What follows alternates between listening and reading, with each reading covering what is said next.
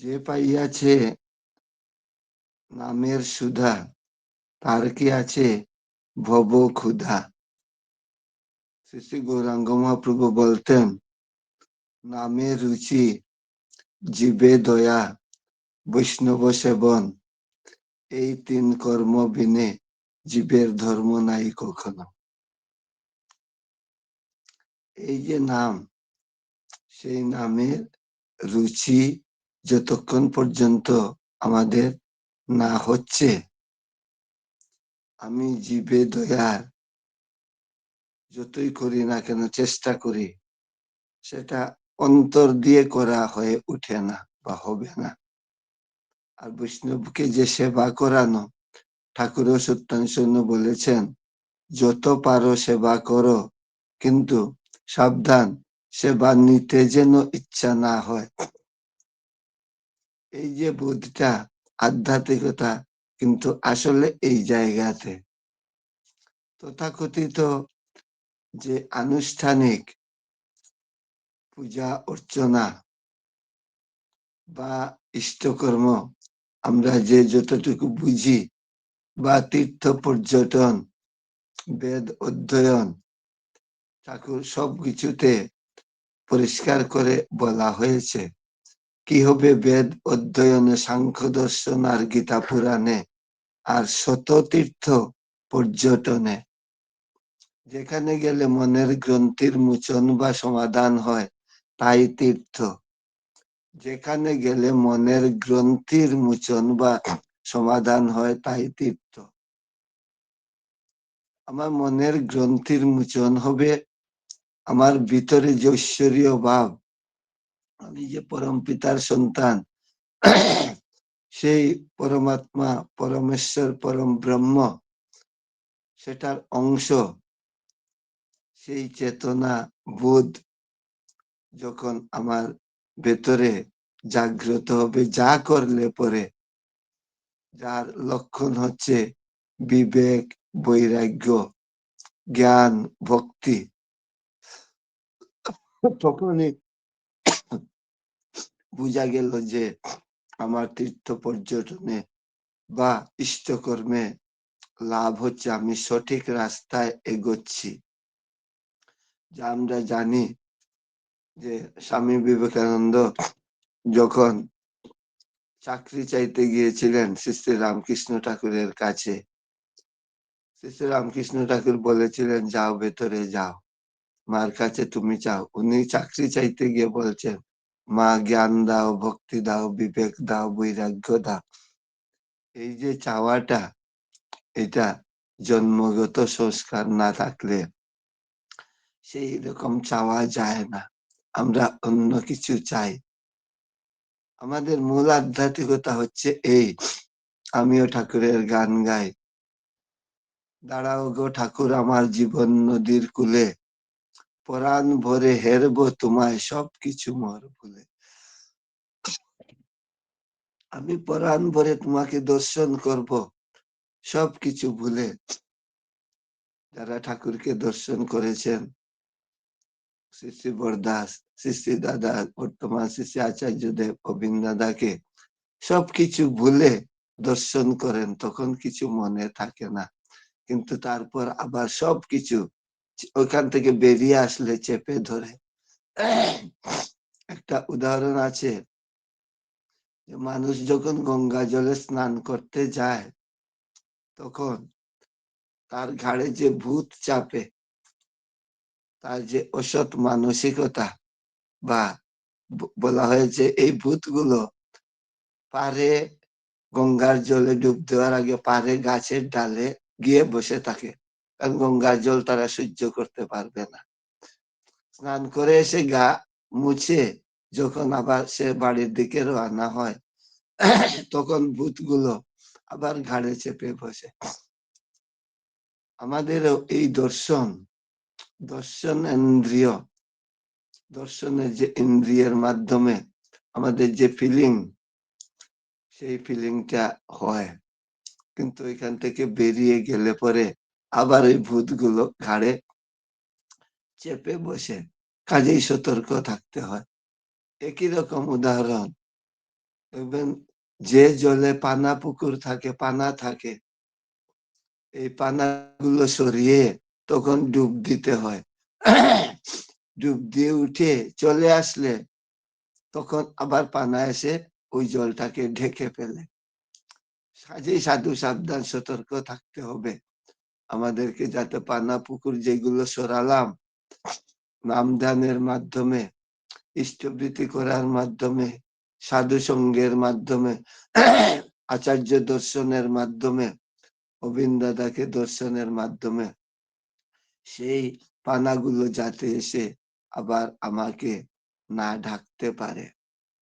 তাহলে করতে হবে কি, এই যে আমাদের শ্রদ্ধা শর্মিষ্ঠা মা এই যে নাম ধ্যান স্বস্তি যজ্ঞ লিঙ্কটা পরিচালনা করছেন, এত কষ্ট করে রোজ উঠে এই শেষ রাত্র থেকে কতদিন থেকে বসে থাকেন অপেক্ষমান শবরীর মতো।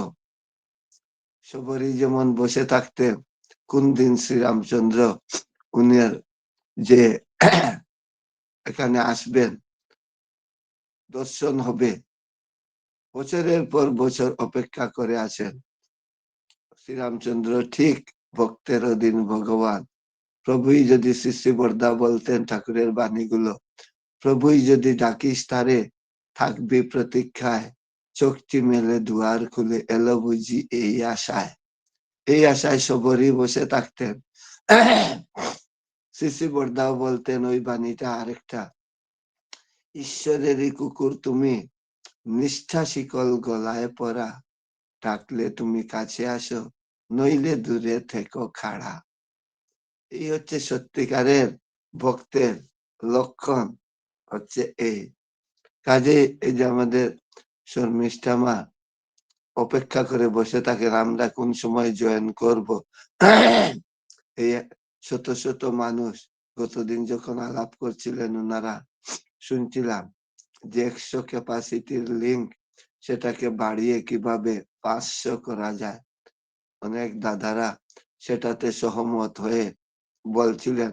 তখন ভাবছিলাম যে 100 তো চলছেই, 100 তো বেশ নাম্বারই আছে, তারপর আরো কেন, আরো কেন? কারণ ধর্মে বর্ধতি বর্ধন্তি সর্বভূতানি সর্বদা। ধর্ম মানেই হচ্ছে তাই, আরো থেকে আরো তো বেড়ে যাবে। বাঁচা বাড়ার মর্ম যা, ঠিকই যেন ধর্মতা। শুধু বাঁচলে হবে না, বাড়া, আরো থেকে আরো তর, সেই অপেক্ষমান সবরীর মতো করে চলছেন। উদ্দেশ্য আমরা যাতে প্রত্যেকটা মানুষ অন্তত নাম ধ্যান করার অভ্যাসটা হয়, সেই চেতনাটা যাতে থাকে। 8 ঘন্টায় বসি, অন্তত বসলাম, না হলে তো এমনিতে লিঙ্ক ছাড়া কতজন বসেন আমরা নিজেরাই চিন্তা করলে খুঁজে বের করতে পারি নিজেদেরকে। আর ঠাকুরের ভাবাদর্শ হচ্ছে এই আত্মবিশ্লেষণ, যা ঠাকুর বারবার বলেন যে সৎসঙ্গ হচ্ছে ব্যষ্টি আন্দোলন, সেটা শুধু সমষ্টি আন্দোলন নয়। আমরা নিজেরা প্রত্যেকে এই নাম সুধা পান করে নাম ধ্যানের মাধ্যমে নিজেদেরকে এমন একটা নামে রুচি আসবে, লবণ দিলে যেমন একটা তরকারি খেতে খুব স্বাদ লাগে, এছাড়া যত শক্তিশালী যত ভালো খাদ্য হোক না কেন, এই ছানা পনির বা শাকসবজি, লবণ ছাড়া কিন্তু সব শেষ। সেই রকম আমাদের জীবনের যত উপাদেয় থাকুক না কেন, যত হাসি খুশি আনন্দের জিনিস থাকুক না কেন, তখন এটার মধ্যে আসল যে আনন্দ সত্তাকে সচ্চিদানন্দময় করে তোলা, এখানে কিন্তু আনন্দ নয়, শুধু সচ্চিদানন্দময়। কাকে করার কথা বলেছেন? সত্তাকে। ওই যে বলছিলাম শততীর্থ পর্যটনে, বেদ অধ্যয়নে, সাংখ্য দর্শনা, গীতা পুরাণে সত্তা সচ্চিদানন্দময় হতে হবে। কাজেই সত্তা, ঠাকুর বললেন ওই জায়গায় চিন্তা করলে আমরা রোজ খুঁজে পাবো সত্তা সচ্চিদানন্দময়, অসৎ নিরোধী সতই ঠাকুর বলেন যাজন করো কিন্তু অসৎকে নিরোধ করে, বললেন অসৎ নিরোধী পরাক্রম থাকতেই হবে। এই সবগুলো কিন্তু ধর্মের মধ্যে আসছে। আমি ইষ্ট কাজ করছি, অসৎ নিরোধ করার পরাক্রম, বুদ্ধি, কৌশল, আর্ট, টেকনিক কিছু নেই, হবে না। ঠাকুরের ভাবাদর্শ ঠিক এই জায়গাতে। কাজেই বাণী দিলেন ইষ্টে অসীম টান রে তোর, পরাক্রমহীন কিন্তু পশুর টানেও পরাক্রম আছে, তুই বা কোন জন্তু। আমি মধ্যে মধ্যে চিন্তা করি যে ইষ্টের প্রতি অসীম টান, কিন্তু কোনো পরাক্রম নেই। ঠাকুর বললেন অন্যায়কে প্রশ্রয় দিও না, প্রশ্রয় পায় এমন অতর কিছু করো না। কাজে আমি অন্যায় করব না, আবার অন্যায়কে প্রশ্রয় দেব না। আবার ঠাকুর যে বলেছে, তাহলে বললেন তুই কোন জন্তু, একটা পশুরও তার যার প্রতি টান আছে, দেখবেন সিংহ কুকুর দলে যখন তাকে 4টা 5টা 10টা 12টা, তাদের একটা কাউকে কেউ যদি অ্যাটাক করে সবগুলো ঝাঁপিয়ে পড়ে। বলতেন আমাদেরও পরাক্রম বা টানের লক্ষণ হচ্ছে এই জায়গাতে। আমি একদিন কোথায় বলেছিলাম আমার খেয়াল নেই, হুগলিতে আমি যখন যেতাম, আমার পিস্তুত ভাই এসপিআর ছিলেন বিনীত কুমার ধর, স্বর্গত হয়েছেন গত বছর। ওনার গঙ্গার পাড়েই তামলিপাড়াতে বাড়ি ছিল, হুগলি চুচুড়া, সেখানে আমি প্রায় যেতাম। আমি যখন পাটনা পড়তাম তখন তো কাছে ছিল, যেতাম। দেখলাম এই যে তামলিপাড়া গলিটা, এর দুই দিকেই 2তলা 3তলা বিল্ডিং। এই বিল্ডিং গুলোর উপরে বা ভেতরে অনেক হনুমান থাকতো, অনেক হনুমান গুলো বাচ্চাকে বুকে নিয়ে এক বিল্ডিং থেকে আরেক বিল্ডিং, রাস্তা পেরিয়ে, রাস্তার এদিকে এক বিল্ডিং, ওই দিকে আরেক বিল্ডিং, ওই লাফিয়ে লাফিয়ে যেত। বাচ্চা কিন্তু কোলে আছে, বাচ্চা আঁকড়ে ধরে থাকতো, সে ধরতো না, সে তো লাফাচ্ছে। একদিন দেখছিলাম আমি ওই দাঁড়িয়ে আছি বেলকনির মধ্যে, দেখি একটা যখন লাফ দিয়েছে বাচ্চাটা ওই রাস্তার মধ্যে পড়ে গেছে, 2তলার থেকে আরেক 2তলায় লাফ দিয়েছে, বাচ্চাটা পড়ে গেছে রাস্তায়। যেমনি পড়েছে, গলিতে 4-5টা কুকুর ছিল, কুকুরগুলো দৌড়ে এসেছে। যেমনি দৌড়ে এসেছে, ওই মা হনুমানটা এক লাফ দিয়ে নিচে পড়ে গেল বাচ্চার কাছে, পড়ে গিয়ে হাত দিয়ে বাচ্চাকে বুকে আবার তুলে বাচ্চা সঙ্গে সঙ্গে জড়িয়ে ধরলো। আবার এই কুকুরগুলো এসছে সবগুলোর দিকে, 4টে 5টা হবে কুকুর, এমন ভেসকি দিল, কুকুরগুলো যেমনি 1 হাত 2 হাত দূরে সরেছে, ভেসকির জন্য 4-5টা কুকুরকে দিয়েছে, সবটি ধরে যদি শেষ, কিন্তু একটুও ভয় করেনি, এক লাফ দিয়ে উঠে গেছে উপরে। আমাদের এই যে ইষ্টে অসীম টান, আমরা বলি পরাক্রম নেই, টানের যে লক্ষণ সেই লক্ষণ নেই। আর আমাদের টান মুখে জানে ব্যবহারে নাই, সেই শিক্ষার মুখে ছাই, শুনলি কত করলি না, ঠকলি কত বুঝলি না, নামের সুধা পান না করা পর্যন্ত আমাদের নামের রুচি হবে না। যা বলছিলাম, অসৎ নিরোধী সতই, সচ্চিদানন্দের পরিপোষক যা তাই ধর্ম। আনন্দের পরিপোষক শুধু বলেননি, আমরা যখন অনলাইনে আমি সবসময় শুনি বিভিন্ন লিঙ্কে যে আনন্দে, সবাই আনন্দে থাকবেন, আচার্যদেব বলেছেন, ঠাকুর বলেছেন, বলেছেন একদম ঠিক, আমরাও আনন্দ চাই, কিন্তু আনন্দটা কোন আনন্দ, আনন্দটা কোন জায়গায়, এটা আমরা বলি না। আনন্দটা কোন জায়গাতে, ঠাকুরকে নিয়ে, নিয়ে আনন্দ, সেটাও নিয়ে মানে কি সেটা আমরা জানি না, বুঝি না, বা কাউকে বলি না, যার ফলে আমাদের মতো আনন্দ করে চলছি। কিন্তু ঠাকুর বললেন সত্যানুসরণে আছে, পাশাপাশি সব থাকতে হবে, আনন্দ থাকবো, কিন্তু বললেন বৃথা আনন্দে দিনপাত করিস না ভাই। কোনটা বৃথা আনন্দ, কোনটা সত্যিকারের আনন্দ, যে সত্তাকে আনন্দময় করে তুলবে, সেটাই হচ্ছে সত্যিকারের আনন্দ।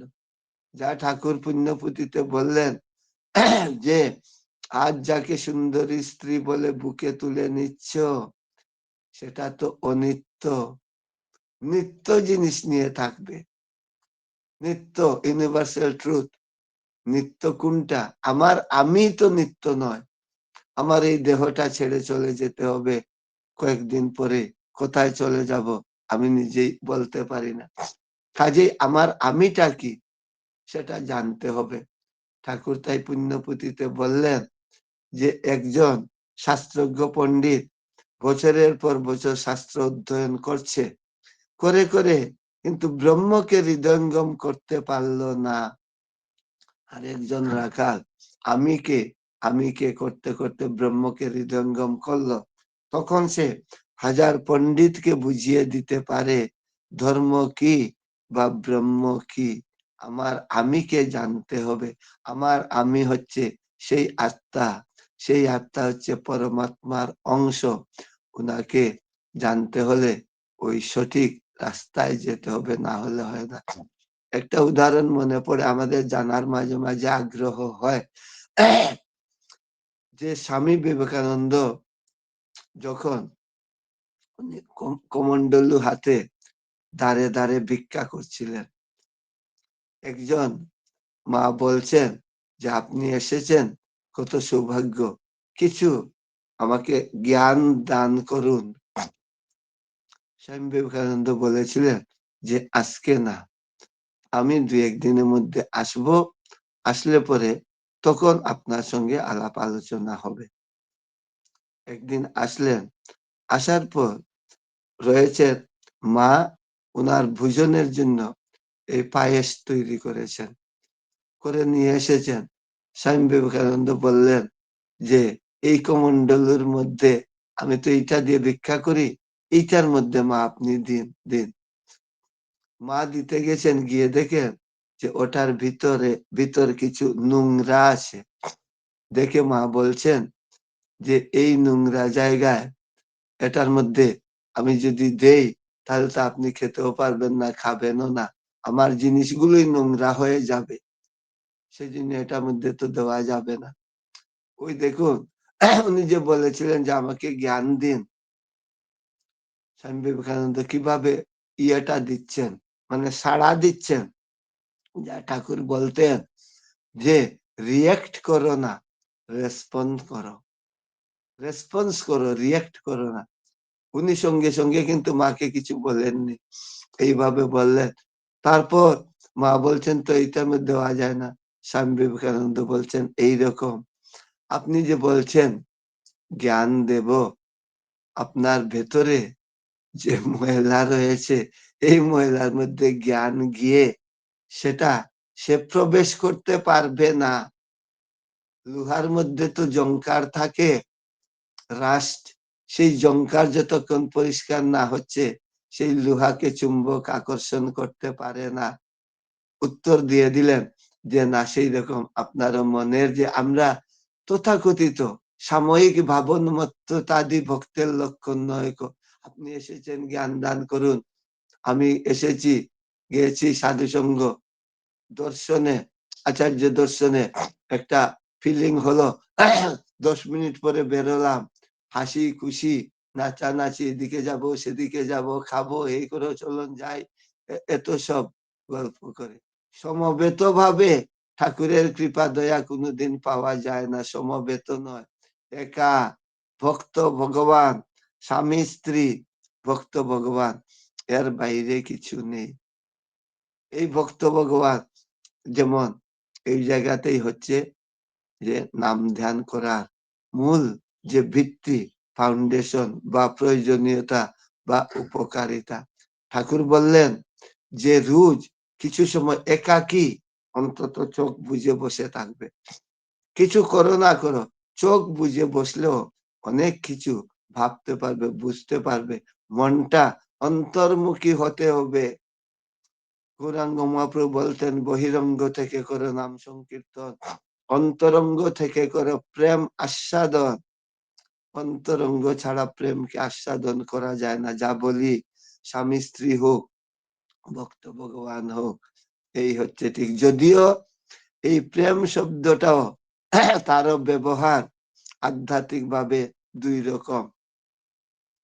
বলা হয় যে প্রেমটা হচ্ছে যে আত্মেন্দ্রিয় প্রীতিবাঞ্ছা, শাস্ত্রে আছে আত্মেন্দ্রিয় প্রীতিবাঞ্ছা ধরে কাম নাম, আর কৃষ্ণেন্দ্রিয় প্রীতিবাঞ্ছা ধরে প্রেম নাম। প্রেম শুধু ভগবানের সঙ্গেই হয়ে থাকে, বাকিগুলো আমরা যে জাগতিক প্রেম বলি সেটা প্রেম নয়, কাম। ওই জায়গাতে তো আসতে হবে। প্রেম শব্দটা এমন বহুল প্রচারিত চালু হয়ে গেছে, সব আত্মেন্দ্রিয় প্রীতিবাঞ্ছা ধরে কাম নাম। কামকে প্রেম বলবো কেন? আমি এত বছর ধরে দীক্ষিত হয়েছি, জানবো না কেন? জানার আকুতি দিন দিন বাড়াতে হবে। আমি বলি, আমার বলার ধরনটা এরকম, কেউ কিছু মনে করবেন। আরো জানতে হবে, যেখানে দেখিবে ছাই কুড়াইয়া লইবে তাই, পাইলেও পাইতে পারো অমূল্য রতন। খুঁজবে খুঁজবে খুঁজবে। এই সম্রাট আকবরের রাজসভায় একদিন রসুল নামে একজন বৈষ্ণব ছিল। আকবর দেখছেন যে একটা হাতি সুর দিয়ে বালি নিয়ে সে সমস্ত শরীরে দিচ্ছে। সবাইকে জিজ্ঞেস করলেন, হাতি এটা কি করছে? সবাই বলছে যে হুজুর, সে হাতি যে তার অভ্যাসে জল যেখানে পায়, বালি যেখানে পায়, সেইগুলো নিয়ে সে তার শরীরে দেয়, মাথায় দেয়। সম্রাট আকবর খুশি হননি। উনি রসুলকে জিজ্ঞেস করলেন, রসুলই ছিল সে আধ্যাত্মিক চেতনা সম্পন্ন। রসুল বলছে, হুজুর, ওই হাতি ঈশ্বরের পদধূলি খুঁজছে, কোথায় পদধূলি সে জানে না, সেই জন্য যেখানে বালি দেখে সেটাই নিয়ে তার মাথায় দিচ্ছে, যে যদি এর মধ্যে একটু ঈশ্বরের পদধূলি থাকে তাহলে আমি ধন্য হয়ে যাব। এই হচ্ছে সত্যিকারের ভগবানের ভক্তের লক্ষণ, ভক্ত ভগবানের সম্পর্ক। সব সময় যে সবরীর কথা বলছিলাম, এই যে বলছিলাম বিদুরের কথা, শ্রীকৃষ্ণ রাজভোগ খাননি। বিদুরের ওইখানে গিয়ে বলছেন, বিদুর কাকা ডেকে ডেকে উঠেছেন, রাজভোগ খাননি। উঠেছেন, বিদুর পত্নী স্নানে ছিলেন, দৌড়ে আসলেন, এসে বলছেন, তন্ময় হয়ে গেছেন, শ্রীকৃষ্ণ এসেছেন। উনি কাপড়ও ঠিক মতো পরেননি, স্নান করে যে এসছেন, এসে কি খাওয়াবেন? কলার বাকল ছুলে ছুলে এই বাকল শ্রীকৃষ্ণের মুখে তুলে দিচ্ছেন। তন্ময় হয়ে তাকিয়ে আছেন, এই দেখি আলে না কলা ফেলে দিচ্ছেন। বিদুর আসলেন, এসে বলছেন, তুমি কি করছো? কাপড়টা ঠিক মতো পরনি, তুমি এই কলাটা ফেলে দিয়ে বাকলটা খাওয়াচ্ছ। শ্রীকৃষ্ণ আপন মনে খুশি নিয়ে কোনো কথা বলছেন না, রিয়েক্ট নয়, রেসপন্স। রকমটা হচ্ছে, এই হচ্ছে সত্যিকারের ভক্তির লক্ষণ। আমার, আমি কোন সময় কি বলি আমার নিজের ঠিক থাকে না, যখন যেদিকে মন যায় সেই দিকে বলার চেষ্টা করি, যেটা মনে আসে। আমি যতটুকু বুঝি, 24 হয়ে গেছে, যতটুকু বুঝি বলার চেষ্টা করলাম। মনটাকে ওই জায়গায় রাখার চেষ্টা করবেন, আমরা সবাই করব। মন যাতে ঠিক, ওই ঠাকুর বলেছেন পুণ্যপুঁথিতে, keep your attention at the third eye, at the root of the nose in between two eyes। নাম ধ্যান অভ্যাস না করলে, ওই ঠাকুর বলেছেন, তোমার মনোসংযোগ সব সময় দ্বিদল আজ্ঞা চক্র বা তেসরা তিলে করে রাখবে, তাহলে জীবন করবে। সবাইকে জয়গুরু জানিয়ে আজকের মতো শ্রদ্ধ শ্রীযুক্ত দীপক বসাকদা আমাকে সুযোগ করে দিলেন। শ্রদ্ধা শর্মিষ্ঠা মা বলেই তো ভাষায় প্রকাশ করার মতো নয়। আমি একমাত্র যে উনাকে ছোট বোন হিসাবে আমি চলি, দেখি, অনুভব করি এবং মানুষের কাছেও বলি, সেই উনারা সুযোগ করে দিয়েছেন। উপস্থিত যারা আছেন ভাই বোন, সবার প্রতি আমার যে সশ্রদ্ধ জয়গুরু রইল, এবং সবার ইষ্টচল সর্বাঙ্গীন মঙ্গল পরম দয়ালের আতুল চরণে প্রার্থনা করে এখানেই শেষ করছি। জয়গুরু।